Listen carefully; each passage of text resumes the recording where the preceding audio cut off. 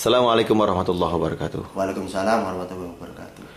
Alhamdulillah saat ini kami yang ada di sini bertemu dengan Pak Yuda, jamaah aktif LDII yang merupakan saksi hidup kasus bisnis penipuan, bisnis fiktif yang dikenal dengan nama bisnis Marioso.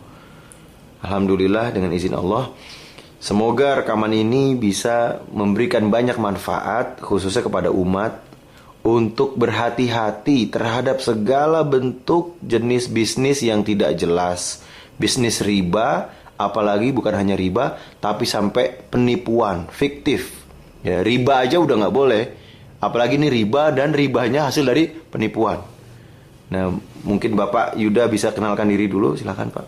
Assalamualaikum warahmatullahi wabarakatuh. Waalaikumsalam. Nama saya Muhammad Yuda. Saya dilahirkan tanggal 23 Desember tahun 1967 di kota Mojokerto. Oke. Bapak aktif ya di Jamaah LDI saat ini? Di Jamaah LDI dan mencintai LDI. Mencintai LDI. Nah, kami pun mencintai LDI, Pak. Boleh Bapak ceritakan kapan pertama kali terjadi asal muasalnya bisnis Marioso ini, Pak? Pada tahun 1990 saya kedatangan Marioso ingin mengaji. Tapi dalam waktu 1 tahun mengaji memang tidak ada mengaji, tapi dia senang bergelut dalam bidang ilmu perdukunan. Akhirnya berdukun pada Bapak Munir dari Jamaah Mojosari dan Bapak Idris dari Jamaah Sidoarjo. Kenalnya tahun 90-an. 90-an.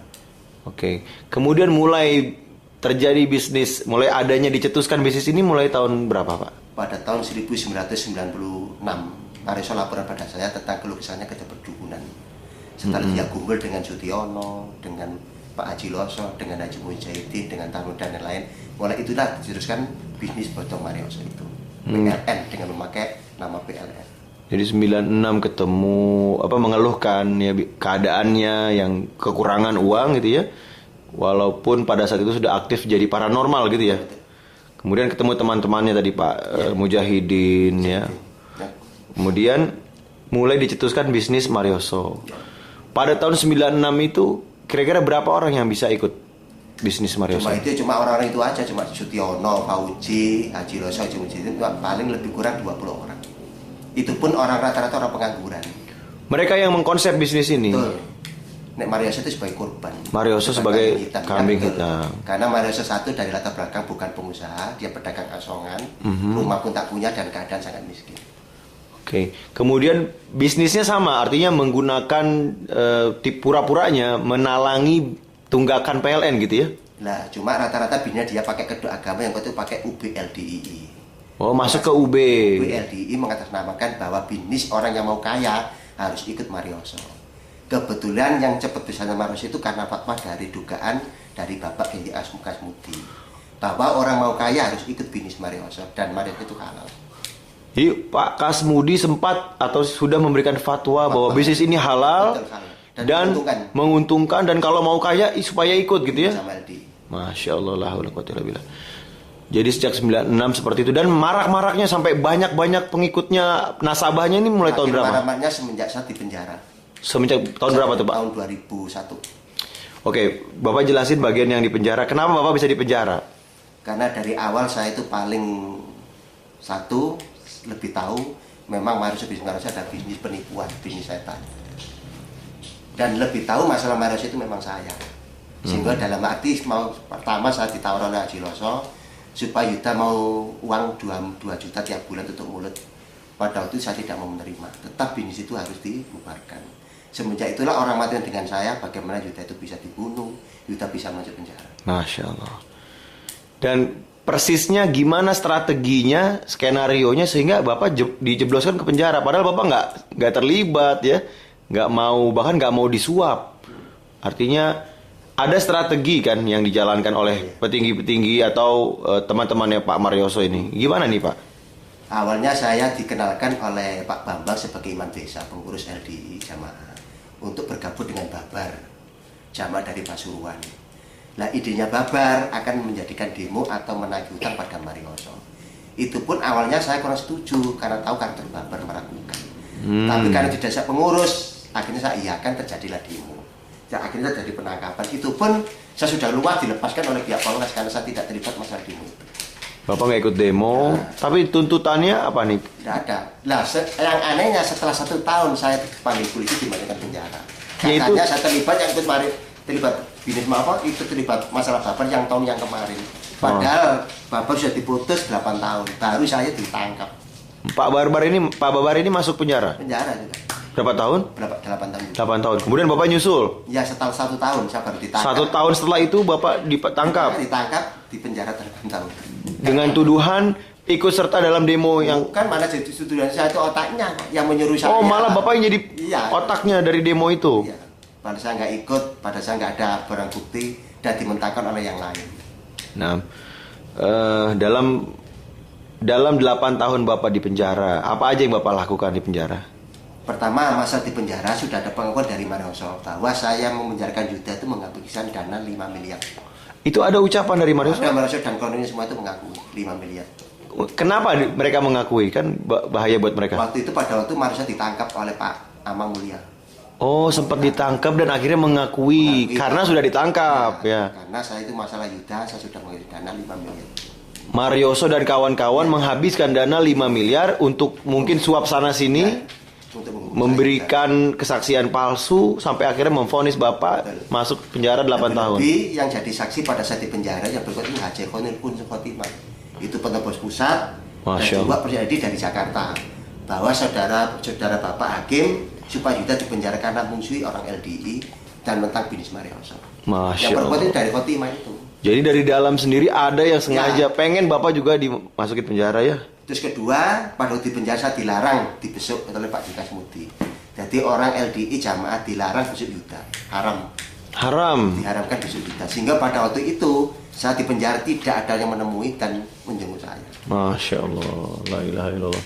Tidak. Jadi Bapak masuk penjara, jamaah LDI yang simpati pun tidak boleh jenguk, hanya Pak Kasmudi yang boleh jenguk. Enggak, itu pakar dari Pak Kasmudi. Oh, itu fatwa dari Pak Kasmudi. Terus yang jenguk siapa, Pak? Ya itu pun ada simpatisan yang nyuri-nyuri, diam-diam ketakutan. Oh, nyolong-nyolong bisa ketemu gitu ya. Sampai gitu. Itu pun laki saya mau dibunuh.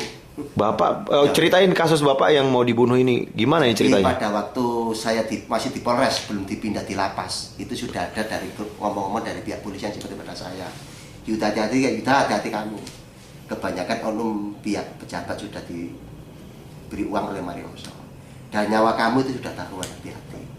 Itu pun setelah saya dari 12 hari di Polres Mojokerto, setelah dipindah di lapas rutan Mojokerto, baru terjadi 3 minggu kemudian. Itu namanya saudara gendut, orang perampok, kasus perampokan dan pembunuhan. Kebetulan dia menguasai tamping kepalanya dari penjara. Itu mengatakan pada saya dan menangis. Sebenarnya Yuda, saya itu mau membunuh kamu. Saya dikasih uang 30 juta. Padahal bunuh di penjara itu 10 juta udah cukup. Masya Nah, Allah. tidak tega Yuda bunuh kamu. Kamu orang benar. Kamu nggak bersalah. Udahlah. Jadi itu nangis. Sebentar lagi Yuda akan pulang 1 minggu kemudian. Setelah itu saya juga di sel. Dia ngakuin ya, sudah dibayar 30 juta untuk membunuh Pak Yuda. Masya Allah, begini banget ini. Terus Itu juga ada yang disantet juga. Itu saksi dari orang yang Marioso namanya Uji. Bapak disantet? Iya, disantet. Itu Bapak taunya Bapak disantet gimana? Yang ngomong sekarang ya Pak Mujiono, pengawalnya Marioso, yang bertempat tinggal di Pemandian Sekarsari Mojokerto. Sekarang masih hidup, dulu yang dibawa senjata pistol untuk membunuh saya. Dia bawa siap pistol? Iya. Dia siap jadi saksi. Sekarang malah bela Bapak? Iya, betul. Dan dia membocorkan bahwa Bapak pernah disantet? Iya, santet. Siapa dukunnya? Marioso sendiri atau gurunya? Dia dukun dari Marioso, dia nyawa dari orang Banyuwangi. Masya Habis Allah. berapa juta itu. Pokoknya Yuda besok bawa ambulan. Pokoknya Yuda. Jadi asalnya bisnis fiktif, melibatkan tokoh-tokoh pimpinan ormas besar, kemudian pakai ya asalnya memang si orang Marioso ini dukun, punya guru ya dukun juga, tipu sana tipu sini berhasil membesarkan bisnis tipuannya. Kemudian orang yang benar Pak Yuda berusaha membongkar, malah jadi di penjara. Di penjara mau dibunuh, disantet. Ini kisah kayak sinetron banget ini. Ada pertanyaan dari teman-teman? Saya dengar usaha menghancurkan Pak Yuda itu bukan hanya ke diri Pak Yuda, tapi ada usaha menghancurkan secara keluarga. Ada usaha-usaha untuk menghasut istri Pak Yuda. Gimana ceritanya, Pak? Jadi setelah saya di penjara, kebetulan di penjara ada 1 minggu banyak orang-orang dari luar dan orang LDI jamaah itu besok ke saya, sehingga membuka hati saya untuk bertabat dan sabar dan menawar kencang. Semenjak itulah dikumpulkan oleh Bapak Kasmuti seluruh Mojokerto, seluruh pengurus. Mulai hari ini yang besok Yuda diharamkan, dilarang. Masya Allah. Semenjak itu keluarga diteror, dianggap saya itu orang murtad, Yuda itu orang korokong, dan Yuda itu halal dibunuh. Halal dibunuh. Itu fatwa jadi Kasmudi? Ya, oknum ada Kasmuti itu kan Pak. Masya Allah. Malah dari Pak Jailani semenjak saya 1 minggu kemudian saat di penjara, Pak Jailani pejabat pusat dari Gading Mangu, karena Jombang itu datang ke Kediri, menemui Bapak Kasmuti selaku ketua wakil 4 mengatakan, ini loh namanya Yuda, kenapa kok sampai dimasukkan ke penjara? Kok tidak diadili secara kejamaan? Jawabannya Bapak Kasmuti, ini keputusan pusat. Nek jamak kepin selamat kudu memenjara Yuda. Woi, karena kalau Bapak tidak dipenjara, Bapak berkoar-koar, Ya, kebongkar, akhirnya petinggi-petingginya kejeblos penjara. Ini yang dikhawatirkan oleh Pak Kasmudi, seperti itu ya? Masya Allah. Jadi sudah keputusan pusat saat di penjara itu. Tadi yang saya ingin perjelas, ada hasutan dari jamaah yang menghasut istrinya Pak Yuda untuk meninggalkan Pak Yuda. Gimana ceritanya? Ini ceritanya. Pada tahun 2003 saya dibesuk dari pihak jamaah LDI, pengurus-pengurus LDI dari Jakarta. 1 dari pihak LDI, insya Allah Yuda akan dibebaskan. 2, Yuda akan dibalikan namanya, direhabilitasi namanya. Rehabilitasi nama. Semenjak itu saya tunggu dengan berita yang gembira, istri saya juga gembira, tidak ada kunjung datang. Sampai 1 tahun kemudian malah nggak ada yang besuk. Malah ceritanya dari kemudian bahwa Yuda itu tidak dianggap sebagai LDI. Yuda sudah dianggap murtad. Sehingga istri saya sendiri disuruh menceraikan, disuruh minta cerai. Dan sempat saya didatangi oleh orang-orang pengurus LDI Jamaah pada waktu saya di LP Porong Sidoarjo, suruh tanda tangan untuk menceraikan istri saya. Dan saya jawab, saya gebrak, saya kena emosi. Saya sudah cukup Pak, air mata saya dengan darah dan nangis. Sekarang sudah kering Pak. Saya kawin dengan istri saya itu sah, dan saya kawin dengan istri saya itu dilewat KUA, itu sah. Silakan Pak, kalau Bapak memang tetap mengawini istri saya, tetap saya tidak akan ridho. Dan akan saya tuntut dunia akhirat. Setelah itu para pengurus minta maaf dan pulang. Bapak dipaksa Mana menceraikan informasinya, istri saya rencananya akan diwayu oleh jamaah dari Malang. Informasinya. Ya Allah, orangnya di penjara, istrinya disuruh paksa cerai, udah disiapin yang mau wayu. Masya, ini apaan ini? Nampak jelas bahwa keterlibatan sistem besar di LDI yang dikenal dengan Islam Jamaah ini dipegang pemainnya ini dari tingkat pusat ya, dari artinya pimpinan-pimpinan selevel Pak, ring satunya lah. Apa hikmahnya dari yang terjadi ini Pak? Apa pelajaran buat jamaah yang masih aktif, yang masih tentunya hormat kepada pimpinan-pimpinan jamaahnya di LDI ini Pak? Ya, kita sebagai orang Islam dan orang imannya, ya kita satu tidak boleh fanatik yang berkelebihan dan melampaui buta. Ya tetap yang kita jalankan sesuai dengan norma Quran dan hadis itu. Adapun bagi saya semakin tegar bahwa kebenaran itu nampak. Bahwa barang hak tetap hak, barang batal tetap batal. Pak Yuda, setelah Pak Yuda keluar dari penjara dengan melalui perjalanan yang sangat menyakitkan dan sangat menyedihkan, kemudian apa usaha-usaha Pak Yuda setelah keluar dari penjara, baik untuk diri sendiri maupun untuk jamaah pada umumnya? Apa usaha yang sudah dilakukan Pak Yuda? Ya Alhamdulillah, setelah saya keluar dari penjara, angan-angan saya, niat saya, setelah saya keluar penjara mungkin orang-orang sudah baik dengan saya, tapi kenyataannya sangat penyesalan dan sangat mengharukan, sangat menyedihkan. Begitu saya keluar dari penjara, tetap aja orang-orang yang Marioso, terutama Bapak Kasmuti yang terhormat, itu menganggap saya itu orang murtad. Tetap dianggap murtad Bapak? Sampai sekarang menganggap saya itu murtad, orang provokator, orang perusak, orang parokal jamaah. Sebenarnya ya, sebelum ditambah pertanyaan yang lain, banyak jamaah LDI mungkin udah kecuci otak nih, udah tertipu dengan ucapannya Kasmudi seperti itu. Akhirnya mereka juga meyakini kalau Bapak adalah orang yang mau menghancurkan LDI, mau merusak jamaah. Sebenarnya apa niat Bapak mau membongkar kasus ini dari awal dulu sampai masuk penjara sampai sekarang udah keluar? Ini sebenarnya niat Bapak apa? Pertama, saya awalnya kan memang dari saya itu masuk dari jamaah Lemkari itu tahun 87.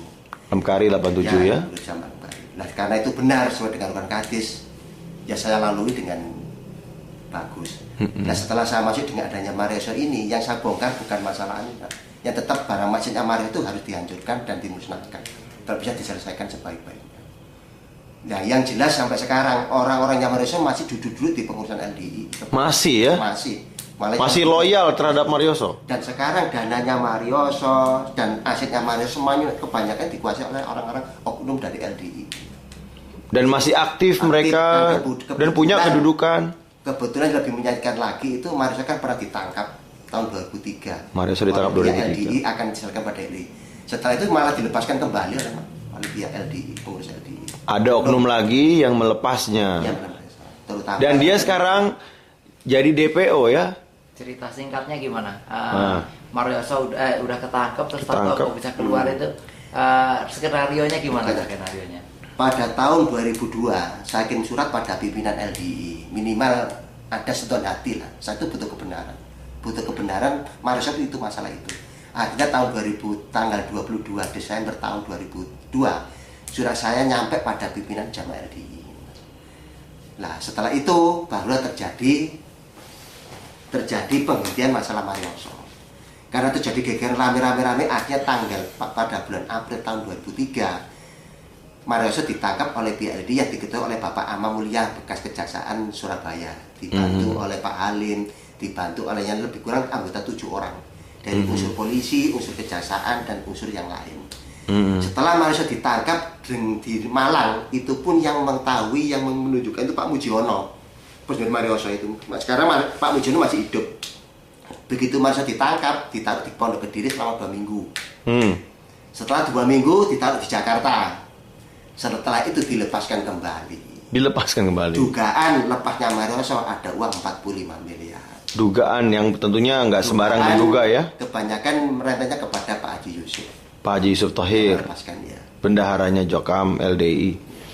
Oke, Bapak kan dalam proses artinya membongkar supaya orang-orang jamaah tidak kejeblos bisnis itu. Bapak mendekati imamnya, kemudian Bapak juga setelah penjara menyurati, kemudian setelah keluar Bapak datang, yang saya dengar, ke Komnas HAM. Bisa diceritain ke siapa aja Bapak udah datang? Setelah saya dari penjara keluar, saya itu butuh keadilan.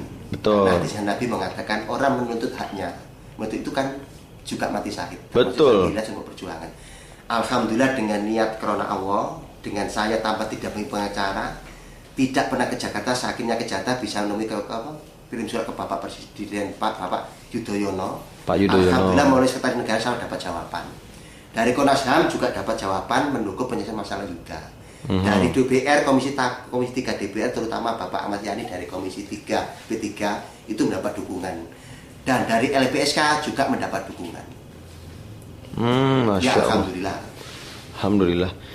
Jadi Bapak akan terus berjuang untuk mendapatkan keadilan. Saya akan berjuang sampai apapun juga. Yang penting satu, pertama, rehabilitasi nama saya. Rehabilitasi nama saya. 2, ganti rugi terhadap anak istri saya. Ganti rugi karena kezoliman yang dilakukan kepada Bapak ya. Dan penyelesaian masalah orang Marioso yang terlibat. Dan penyelesaiannya, oke. Jadi semoga kasus ini bisa diteruskan oleh yang berwenang sehingga keadilan bisa diberikan kepada Bapak. Amin. Ada pertanyaan lagi? Pak Yuda, tentunya dengan usaha Pak Yuda sekarang ini, itu pasti akan mendapatkan perlawanan dari orang-orang yang dulu menikmati semua hasil tipuan Marioso ataupun yang skenario Pak Yuda masuk penjara. Betul. Tentunya tidak akan tinggal diam. Nah, perlawanan mereka dengan adanya usaha-usaha Pak Yuda itu apa, Pak? Saya yakin semua itu la haula wa quwata illa billah. Saya yakin itu. Nelson Mandela pernah dipenjara 27 tahun. Bung Karno pernah dipenjara, tapi terus gerak akan kemenangan. Dan saya kira ini barang benar, saya yakin suatu saat akan kemenangan. Ja'al haq wa zaqal batil innal batila kana zahuqa. Ya, semoga ini bisa jadi ibroh. 2, nek masa ketakutan, wong saya sudah dipenjara, sudah dibunuh, ya sudah gitu. Ini kan Allah disuruh meneruskan. Niat saya. Ya, kira-kira pelajaran apa aja nih, ibroh apa yang bisa dipelajari, diambil oleh siapapun yang menonton video ini? Justru dengan adanya saya masalah kasus ini saya dipenjarain lain, malah kita semakin kuat untuk perjuangan para kebenaran. Tambah mantap dengan tambah yakin bahwa benar itu pasti benar. Kemudian ibroh yang coba kita gali, Sebenarnya gimana sih ketaatan kepada pemimpin itu? Apakah kita taat terus apapun yang dia bilang? Kalau dia bilang ini berarti ini, dia bilang A berarti A. Apakah kita nggak boleh berpikir, merasa pakai hati ini, atau ngecek ini jangan-jangan fatwanya salah, jangan-jangan ini dia lagi bohong? Ini gimana Pak menurut Bapak? Apakah harus taat buta atau gimana ini?